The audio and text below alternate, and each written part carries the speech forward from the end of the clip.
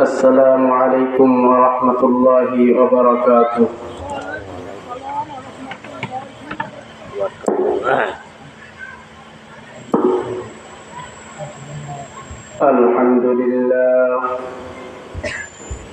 الحمد لله نحمده ونستعينه ونستغفره ونعوذ بالله من شرور أنفسنا ومن سيئات أعمالنا من يهده الله فلا مضل له ومن يضلله فلا هادي له ونشهد أن لا إله إلا الله وحده لا شريك له ونشهد أن محمدا عبده ورسوله أرسله بالحق بشيرا ونذيرا وداعيا إلى الله بإذنه وسراجا وقمرا منيرا فقد قال الله تبارك وتعالى في كلامه المجيد وفي فرقانه الحميد أعوذ بالله من الشيطان الرجيم بسم الله الرحمن الرحيم إن الدين عند الله الإسلام وقال رسول الله صلى الله عليه وسلم بني الإسلام على 5 شهادة أن لا إله إلا الله وأن محمدا عبده ورسوله وإقام الصلاة وإيتاء الزكاة وحج البيت وصوم رمضان أو كما قال النبي عليه الصلاة والسلام हम सब मुसाफिर हैं वहीं आखिर ठिकाना कोई आगे रवाना है कोई पीछे रवाना तौहीद की अमानत सीनों में है हमारा आसान ही मिटाना नामो निशान हमारा সকলে মুহাব্বতের সঙ্গে দুরূদ পড়ি اللهم صل على محمد وعلى آل محمد كما صليت على إبراهيم وعلى آل إبراهيم إنك حميد مجيد اللهم بارك على محمد وعلى آل محمد كما باركت على إبراهيم وعلى آل إبراهيم إنك حميد مجيد الحمد لله উত্তর বরাইবুনিয়া উত্তরপাড়া জামে মসজিদ ও এলাকাবাসীর উদ্যোগে বার্ষিক ওয়াজ মাহফিলের সম্মানিত সভাপতি, প্রধান অতিথি, প্রধান বক্তা, বিশেষ বক্তা সহ দূর দূরান্ত থেকে আমন্ত্রিত উলামায়ে কেরাম, সামনে উপস্থিত আছেন দিনদার ইমানদার মুত্তাকি ভাইরা, পর্দার আড়ালে অবস্থানরত সম্মানিতা মা ও বোনেরা, সর্বপ্রথম আমরা ওই মহান রব্বুল আলামিনের দরবারে কালিমাতার শুকর আদায় করছি যে মহান রব্বুল আলামিন আমাদেরকে সুন্দর একটা জান্নাতের পরিবেশে, জান্নাতের বাগিচায় এসে বসার তৌফিক দান করেছেন। জোরে সোরে মন প্রাণ উজাড় করে আল্লাহকে খুশি করার জন্য সকলে বলি আলহামদুলিল্লাহ। এই মুহূর্তে অনেক মানুষ আছে যাহারা কোনো কাজ ছাড়া একেবারে অনর্থক ঘুরে বেড়াচ্ছে আর ভাবতেছে যে মাহফিলের আওয়াজ তো রাস্তায় বসেই শোনা যাচ্ছে, বাড়িতে বসেই শোনা যাচ্ছে। কিন্তু বাড়িতে বসে, রাস্তায় বসে, দূরে বসে শোনা আর সামনাসামনি ফেস টু ফেস কোরআন হাদিসের আলোচনা শোনা আকাশ পাতালের ব্যবধান। এটা হলো জান্নাতের বাগান। নবীজি সাল্লাল্লাহু আলাইহি ওয়াসাল্লাম বলেছেন, হাফাতুল মালায়েকা, ফেরেশতারা বেষ্টন করে রাখে। এরপরে যারা এই নসিহত গুলো শুনতে থাকে, নাযালাত আলাইহিমুস সাকিনা, আল্লাহর পক্ষ থেকে রহমত বর্ষণ হতে থাকে, সকিনা নাজিল হতে থাকে। শুধু তাই না, যাহারা এই নসিহত শুনবে শেষ পর্যন্ত আল্লাহ তাআলা তাদের গুনাহ মাফ করে দিবেন। শুধু গুনাহ মাফ করবেন তা না, বরঞ্চ আল্লাহ তাআলা বলেন, বাদদালতু সাইয়্যাতিহিম হাসানাত, আমি তাদের গুনাহকে নেকি দ্বারা পরিবর্তন করিয়ে দেব। বলেন সুবহানাল্লাহ। এত বড় ফজিলত, অথচ আমরা রাস্তাঘাটে এদিকে সেদিকে ঘোরাফেরা করছি। আসলে আমাদের এই চিন্তাও থাকে না যে আমাদের হায়াত কতটুকু সময় আছে। এমনও হতে পারে যে আজকের মাহফিলই আমার শেষ মাহফিল। এই মাহফিলটা শুনে হতে পারে যে আমি ঘুমিয়ে গেছি আর আমার বাড়ির লোকেরা আমার নাম ধরে ডাকছে, আব্দুল্লাহ ঘুম থেকে উঠো, কিন্তু আমি তো আর দুনিয়ায় নাই। আমি কার ডাকে সাড়া দিব, কিভাবে সাড়া দিব? এমনও হতে পারে, পারে কিনা বলেন? অবশ্যই পারে। এজন্য সকলকে দৃষ্টি আকর্ষণ করছি, আমরা সকলে মাহফিলের ময়দানে এসে মূল্যবান সময়টা মাহফিলের ময়দানে দেওয়ার চেষ্টা করি আল্লাহর জন্য। আল্লাহ তাআলাই আমাদেরকে হায়াত দিয়েছেন, নির্ধারিত সময় পর্যন্ত আবার এই আল্লাহ তাআলাই আমাদের থেকে হায়াত শেষ হয়ে যাবে যখন দুনিয়া থেকে নিয়ে যাবেন। এজন্য একটু হিসাব মিলাই যে আমি আপনি কি করেছি দুনিয়ায়।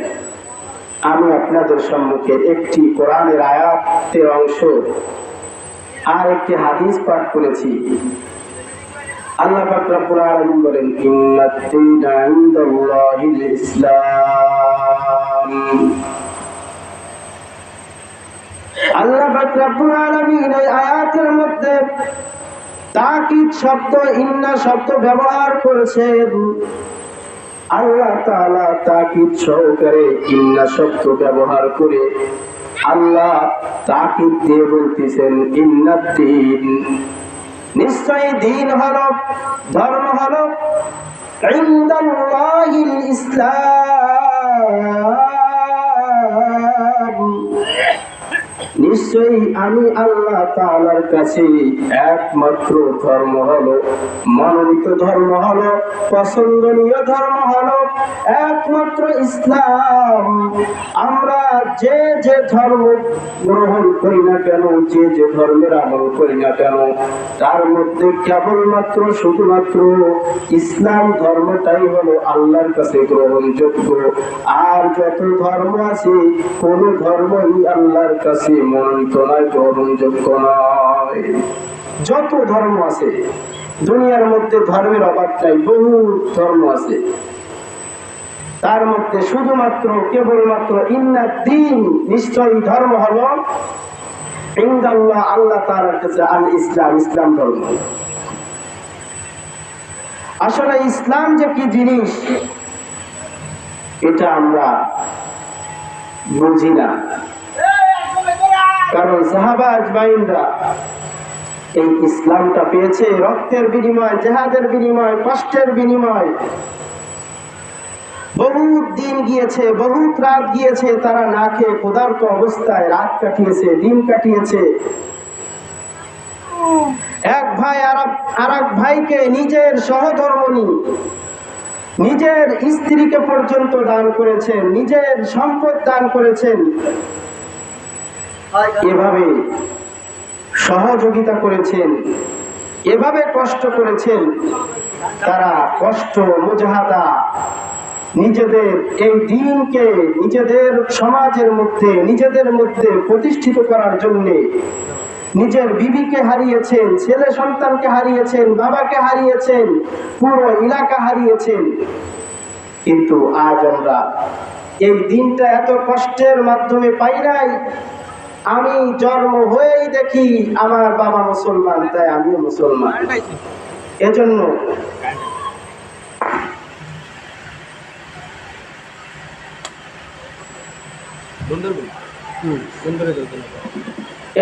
দ্বীনের কোন আজমত, দ্বীনের কোন মহব্বত, দ্বীনের কোন মায়া, দ্বীনের কোন গুরুত্ব আমার মধ্যে নেই।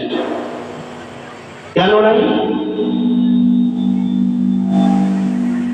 কারণ আমি তো কষ্ট করে পাই নাই, এজন্য দ্বীনের মহব্বত আমার মধ্যে নেই।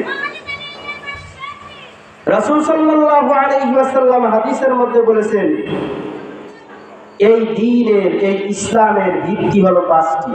কয়টি বলেন?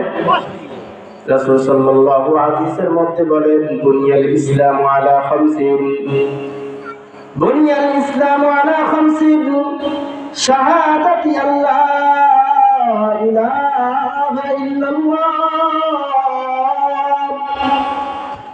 ওয়া আন্না মুহাম্মাদান আবদুহু ওয়া রাসূলুহু ওয়া ইকামিস সালাহ ওয়া ইতাইজ যাকাত ওয়া হজ্জুল বাইতি ওয়া সাওমি রমাদান।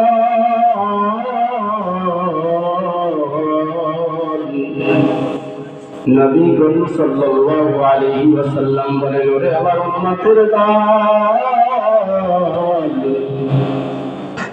তোমরা ভালো করে জেনে নাও, তোমরা যে দ্বীন মানবা, তোমরা যে ইসলাম গ্রহণ করবা, তোমরা যে ইসলামের পথে চলবা, এই ইসলামের ভিত্তি হলো পাঁচটি। ইসলামের ভিত্তি কয়টি? এই ইসলামের ভিত্তি হলো পাঁচটি। এই পাঁচটি ইসলামের ভিত্তির মধ্যে এক নাম্বার যেটা বলা হয়েছে, এই ভিত্তিটা যদি আমার আপনার মধ্যে না থাকে, তাহলে আমি আপনি দুনিয়ার মধ্যে যতই বন্দেগী করি, আমি আপনি দুনিয়ার মধ্যে যতই ইবাদত করি, যতই আমল করি, আমার প্রথম ভিত্তি যদি ঠিক না হয়, তাহলে আমার আপনার সব আমল বরবাদ। দুনিয়ায় আমাদের যদি জমিন না থাকে, আমি যদি আমার মন মতো আরেকজনের জমিতে যে ঘর বাঁধি, ফসল ফলাই, ওটাকে আমি দখল করতে পারবো না। ঠিক তদ্রূপ ইসলামের মধ্যেও আমার ইবাদত বন্দেগী করার একটা প্ল্যাটফর্মের প্রয়োজন, আর সেই ইসলামের জায়গাটা হলো, প্ল্যাটফর্মটা হলো ঈমান। নবীজি সাল্লাল্লাহু আলাইহি ওয়াসাল্লাম এজন্য প্রথমেই আমার ইসলামের মধ্যে আমি যে ইবাদতগুলো করব সেটা সঠিক হওয়ার জন্য এক নম্বর হলো আমার ঈমান। এজন্য নবীজি সাল্লাল্লাহু আলাইহি ওয়াসাল্লাম হাদিসের প্রথম বাক্যেই বলেছেন, শাহাদাতি আল্লাহ ইলাহা ইল্লাল্লাহ ওয়া আন্না মুহাম্মাদান আবদুহু ওয়া রাসূলুহু। রাসূল সাল্লাল্লাহু আলাইহি ওয়াসাল্লাম বলেছেন, আমার উম্মতের দল, এই যে কালিমা, এই কালিমাটার মধ্যে তিনটা বিষয় রয়েছে, তিনটা বিষয়। এই তিনটা বিষয়ের সমন্বয় হলো ইসলাম, এই তিনটা বিষয়ের সমন্বয় হলো ঈমান। তিনটা বিষয় যদি আমার মধ্যে না থাকে, তাহলে আমি ঈমানদার হতে পারবো না। এক নম্বর হলো ইকরার বিল লিসান, লা ইলাহা ইল্লাল্লাহ মুহাম্মাদুর রাসূলুল্লাহ। এইটা মুখে স্বীকার করা এক নম্বর, ইকরার বিল লিসান। কালিমার তিনটা অংশ, কয়টা বলেন? ইকরার বিল লিসান, তিনটা উদ্দেশ্য। এক নম্বর জবানে স্বীকার করা, এর নাম হবে ইকরার বিল লিসান। দুই নম্বর হলো তাসদীক বিল জিনান, মুখে যেমন নাকি আমি বলেছি আল্লাহ ছাড়া কোনো মাবুদ নাই, হযরত মুহাম্মদ মুস্তাফা সাল্লাল্লাহু আলাইহি ওয়াসাল্লাম আল্লাহ তাআলার প্রেরিত রাসূল এবং বান্দা, মুখে ঠিক যেমন বলেছি, অন্তর দিয়েও তেমনই বিশ্বাস আমার আনতে হবে। শুধু মুখে স্বীকার করলাম, অন্তরে বিশ্বাস করলাম, এর নাম ঈমানদার না, বরং এর মধ্যে আর একটা উদ্দেশ্য রয়েছে, সেটা হলো আমালু বিল আরকান। তিন নাম্বার হলো আমলের দ্বারা এইটা বাস্তবায়ন করা। কি দ্বারা বাস্তবায়ন করা বলেন? আমলের দ্বারা বাস্তবায়ন করা। নবীজি সাল্লাল্লাহু আলাইহি ওয়াসাল্লাম বলেছেন, 7টি বিষয়ের উপর ঈমান আনতে হবে। ঈমানে মুফাসসাল, যেটা আমাদের সকলেরই মুখস্থ আছে।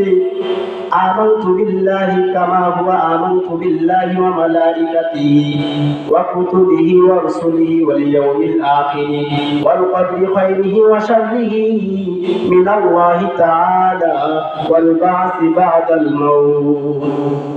7টি বিষয়ের উপর ঈমান। আমানতু বিল্লাহ, একবার একটা হলো আল্লাহর উপর ঈমান আনা, ওয়া মালাইকাতিহি ফেরেশতাদের উপর, ওয়া কুতুবিহি কিতাবের উপর, ওয়া রুসুলিহি রাসূলের উপর, ওয়াল ইয়াউমিল আখির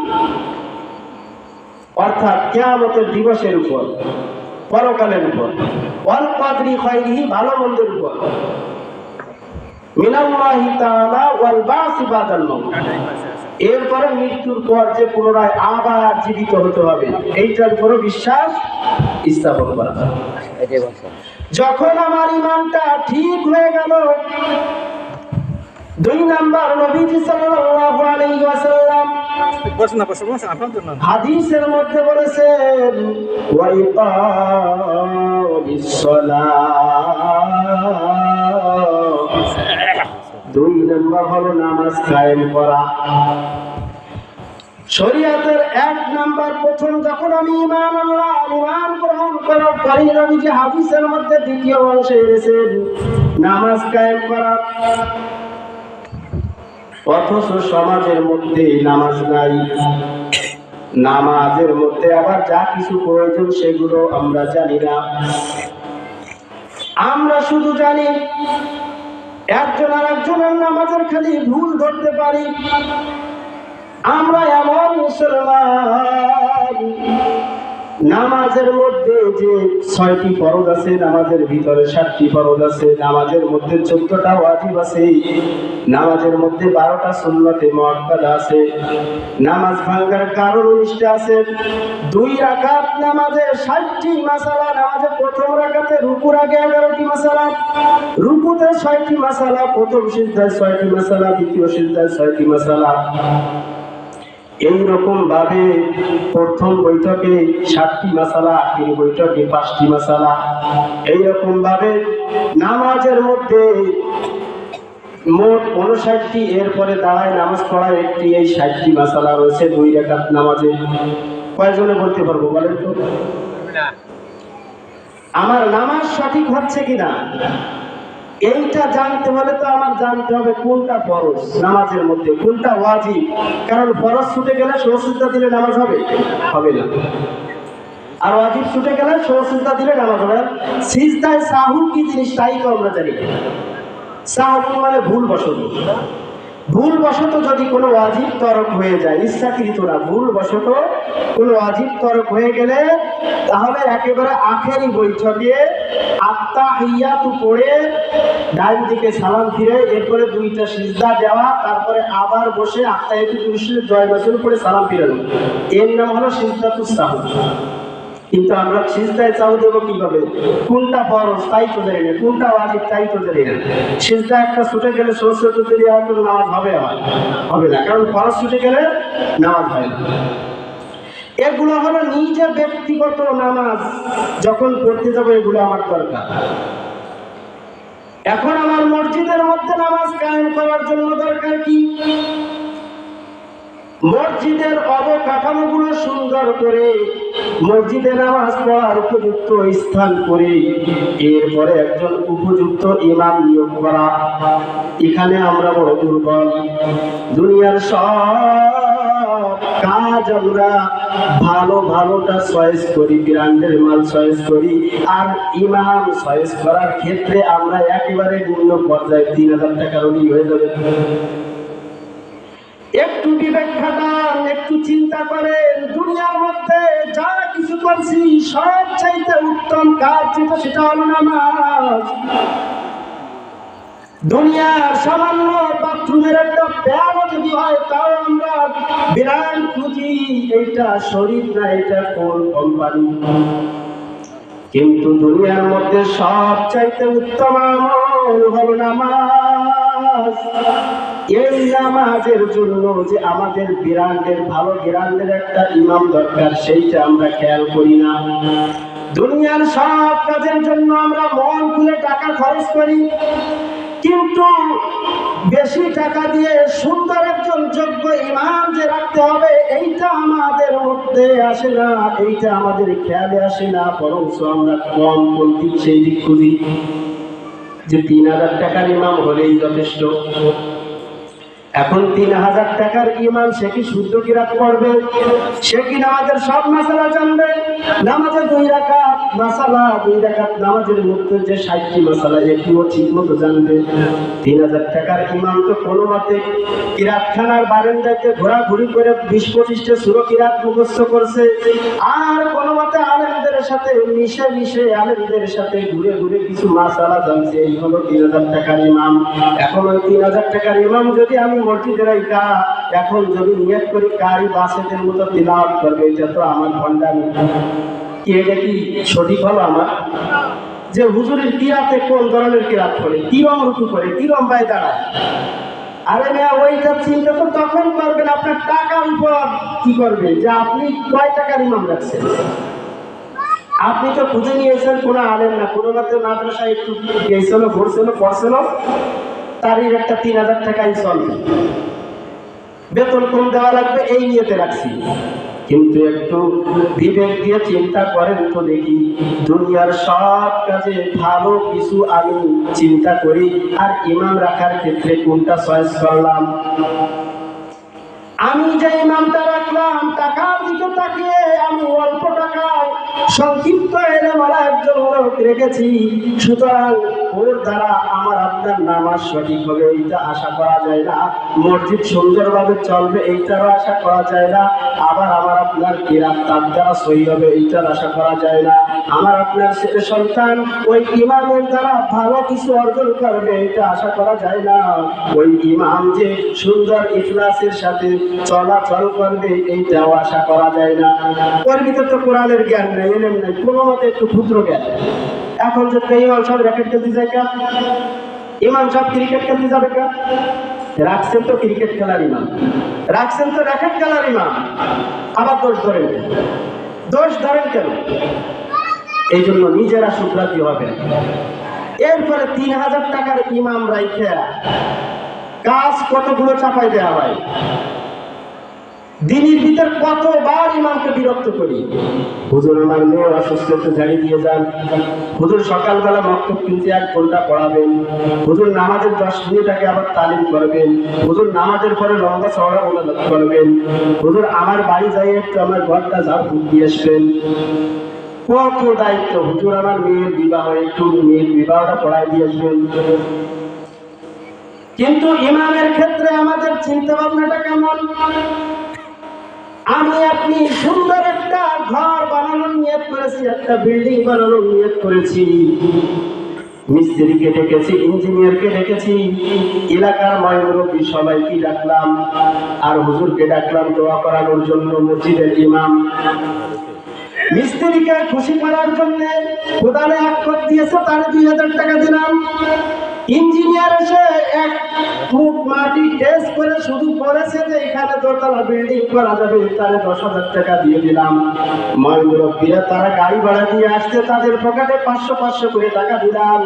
আর মসজিদের ওই 3000 টাকার ইমাম রে মনে করছি ওই 3000 টাকার ভিতর দিয়ে ভাড়া দিয়ে আসে আমার বাড়ি দেওয়া করাবে, ভাড়াটা পর্যন্ত দেই না। বাস্তবতায় মিলেবেন, আমি নিজেও এর সম্মুখীন। আমার এখান থেকে মাটি ভাঙ্গা দিয়ে এসে দোয়া করা, আমি গেছি আইসি, আমার ভাড়ার টাকাও দেয়, তখন গাড়ি ছিল না, দোয়া করাইছি একেবারে ফ্রি সার্ভিস, মানে ভাড়ার টাকা পর্যন্ত দেয়। ইমাম রাখছি 3000 টাকা, কাজ করাই কত চিন্তা করে। এবার শহরের মসজিদে যদি কোনো ইমাম থাকে, ওই ইমামের শুধু দায়িত্ব 5 ওয়াক্ত নামাজ পড়ানো, আজানের মুয়াজ্জিন আলাদা, খাদেম আলাদা, জুমার নামাজ পড়ানোর খতিব আলাদা, সকালে মাকতুব পড়ানোর দায়িত্ব আরেকজনের আলাদা।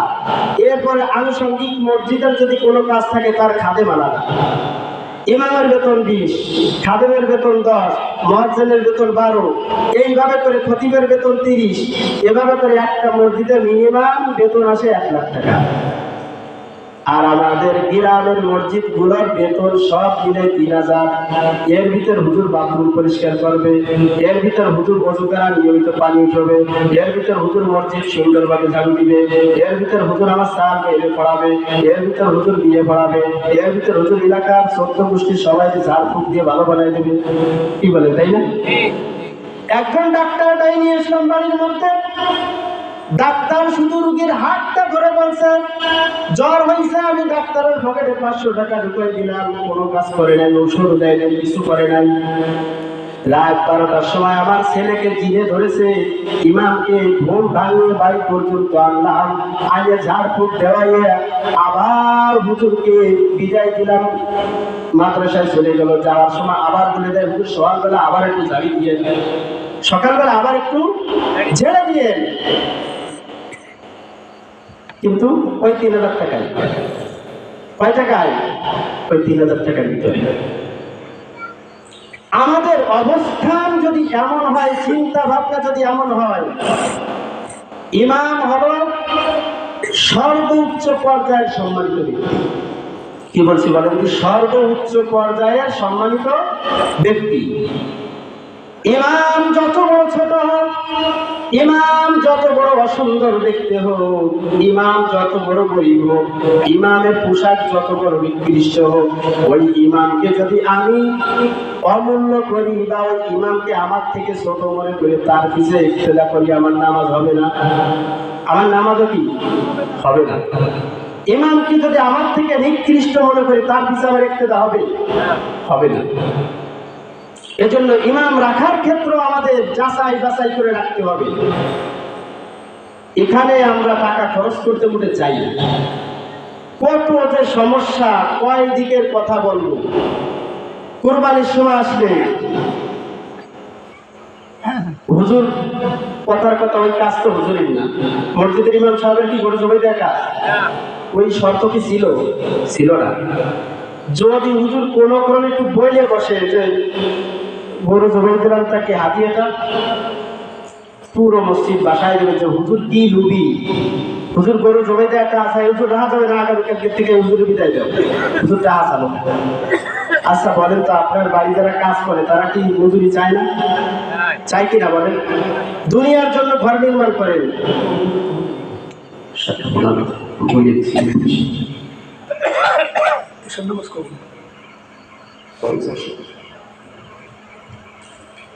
এজন্য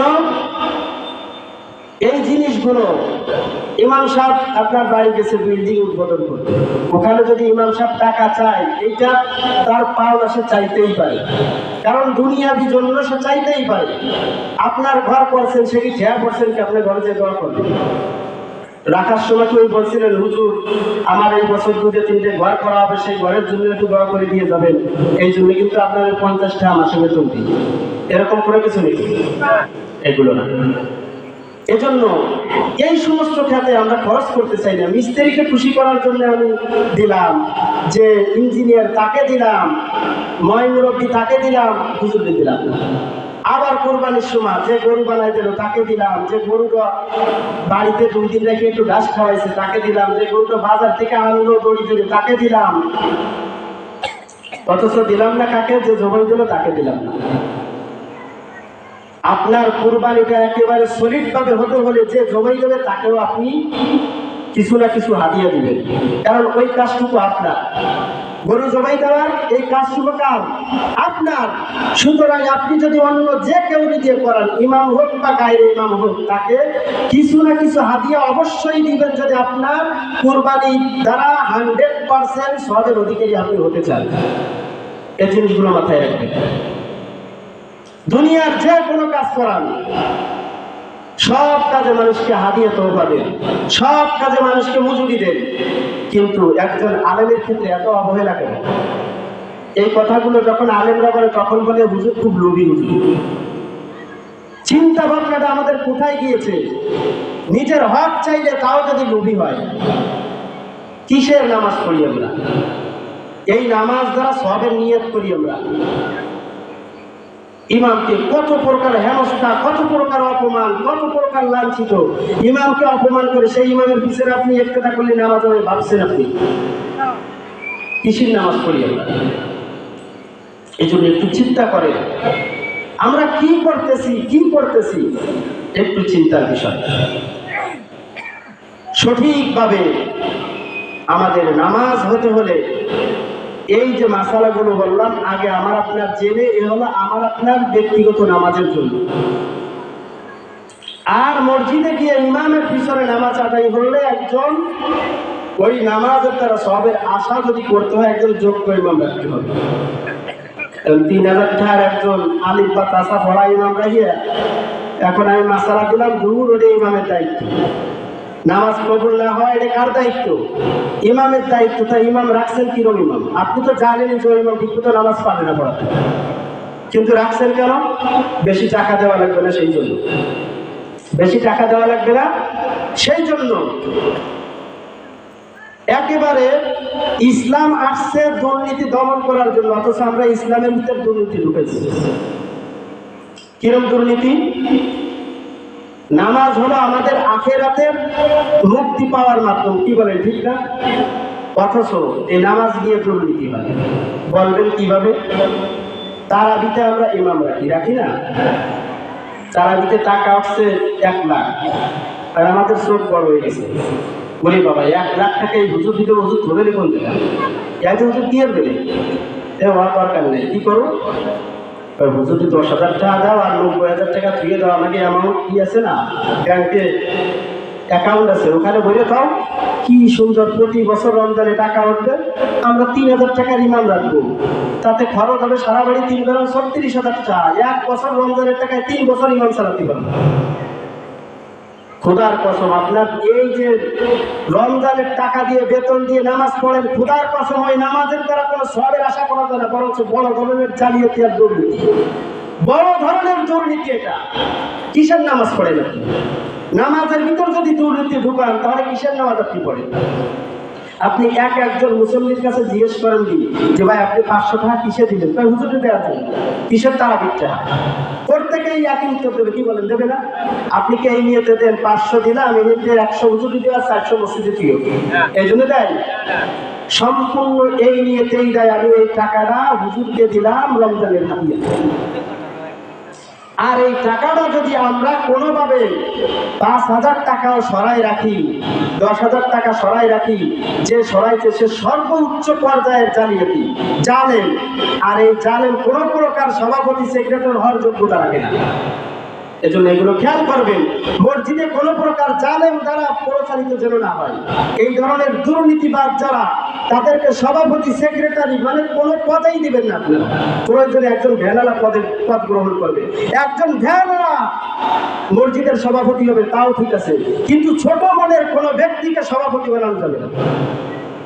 এবং এইটাও খেয়াল করবেন, নিয়মিত নামাজ পড়ে, ইসলামের দরদ আছে, ইসলামের টান আছে, এমন কোন লোককে মসজিদ মাদ্রাসার কমিটির অন্তর্ভুক্ত করবে। সমস্যা কি জানেন? সমস্যা আমাদের, আমরা অনেক লোভের আশায় বড় একজন নেতাকে নিয়ে সভাপতি বানায় দিয়ে দিই, যার ভিতরে ইসলামের আলিফ শব্দটাও নাই। আলিফ যে আরবি 29টা হরফের একটা সে জানে। বহুত এরকম সভাপতি দেখছি কালিমা পড়তে পারে না। আমি এক চিল্লায় গেছিলাম কুড়িগ্রাম গেছিলাম, তো ওখানে এমন অবস্থা, ইমামের যে অবস্থা, সভাপতির কথা কি বলবো, বিশাল একজন সভাপতি। দাওয়াত দিতে গেছি, বলছি যে আমাদের জাতি পিতাকে, ডাইরেক্ট বলছে যে শেখ মুজিবুর রহমান। আদি পিতাকে বলতে পারে না, মোহাম্মদ রাসূলুল্লাহ সাল্লাল্লাহু আলাইহি ওয়াসাল্লাম। কালিমা কি ইমানে মুজমাল পড়া শুরু করে দিয়েছে। মানে এই হলো অবস্থা আমাদের। কিন্তু তারা সভাপতি কেন বানাইছে? টাকা আছে, তার কি আছে? খোঁজ নিয়ে দেন সে কয় টাকা খরচ করে। সে যেমন টাকাওয়ালা, তার সম্পর্ক টাকাওয়ালার সাথে, বাহিরের থেকে মানুষের কাছ থেকে টাকা এনে এনে সে নাম কামায় বেশি হলে। সে আমার নামে লেখেন 1 লাখ, কিন্তু ওই 1 লাখ দেখা গেছে তার আত্মীয় স্বজন যারা বড় লোক তাদেরকে চাইলে দিচ্ছে। অধিকাংশ এরকম হয়। এজন্য এ সমস্ত ক্ষেত্রে যারা ধর্ম সম্পর্কে জানে তাদেরকে কি দিতে হবে? দায়িত্ব দিতে হবে। উন্নতির চিন্তা বাদ দেন, মসজিদ উন্নতির দরকার নাই, মসজিদ টিনের থাকুক, সমস্যা কি? এরকম কোনো কিছু নেই যে বিল্ডিং এর মসজিদে সব বেশি আর টিনের মসজিদে সব কম। আবার গ্রামের মসজিদের ইমামের পিছনে নামাজ পড়লি নাকি কম, আর ওই বাইতুল মুকাররমের মসজিদের নামাজ পড়লি